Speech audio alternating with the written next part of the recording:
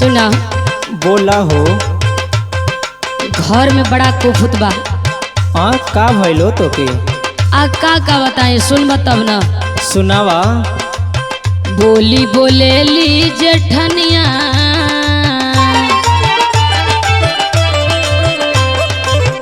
बोली बोलेली जेठनिया पिया लाई देता झूलनिया मार पहिर पहिर के झमकावतिया हमारा आगे।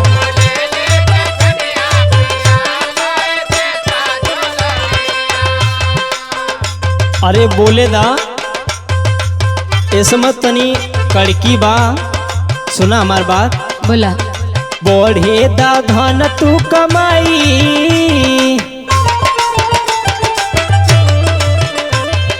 बढ़े दा धन तू कमाई देब तो है झुलनी गढ़ाई।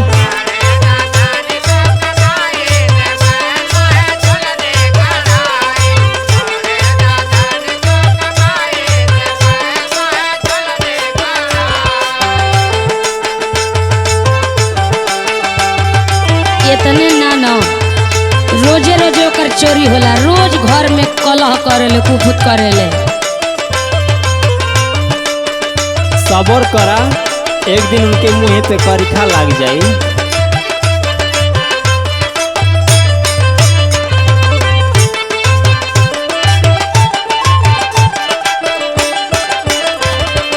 सुना।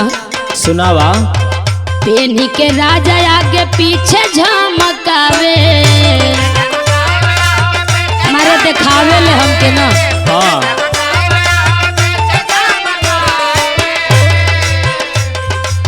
देखी देखी हमके उठा का लगावे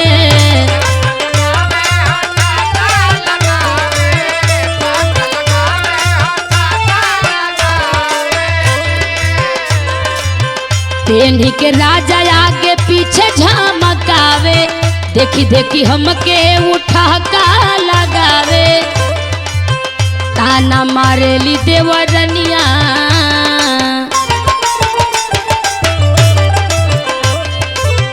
ताना मारेली देवरनिया पिया हो लाई देता झूलनिया।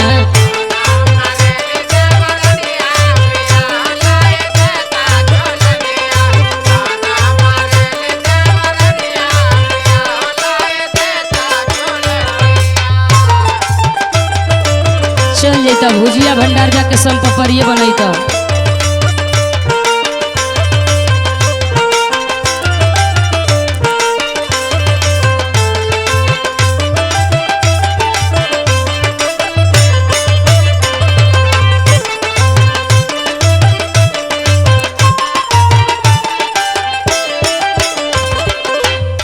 रोजी रोटी देखत बाबू एकदम चलत नहीं खे तो कहाँ से तोके झुलनी गड़ा दे।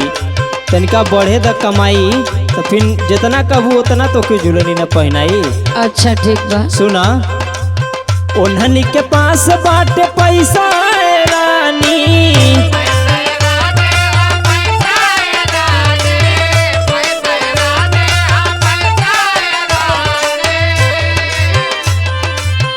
आपन त बाटे अभी ले गिरानी। चलो भगवान सब कर हुवन कबू तो दिन सुधरी। उन्हनी के पास बाटे पैसा रानी सही बात। आपन त बहिले बाटे गिरानी। सूरज कए बतिया बताई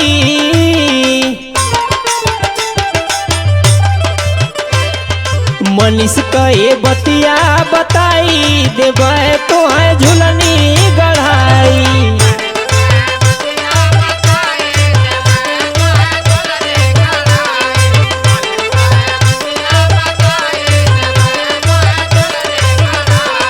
बोली बोले ले जेठनिया पिया लाई देता झूलनिया।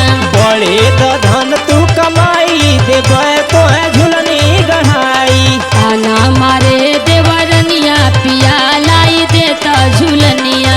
बड़े द धन